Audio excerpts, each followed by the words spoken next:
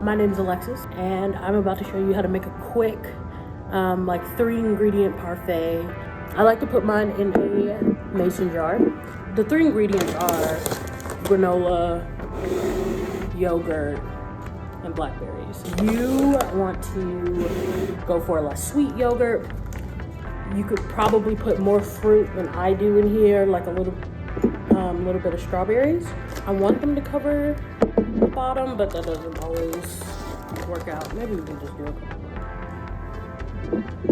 Yeah. And then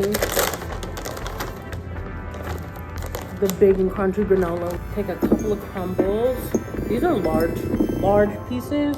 There's a packet that is a little more crummish. And then I take the yogurt. And I try to just get a cute little layer. And then more Gro-Gro, which is what I call granola.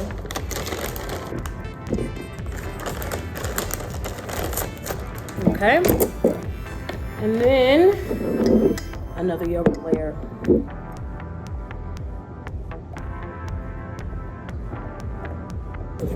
Just like I did the bottom, I like to do the top, but backwards. So instead of blackberries and Gro-Gro, Gro-Gro then blackberries. I'll give them a couple berries.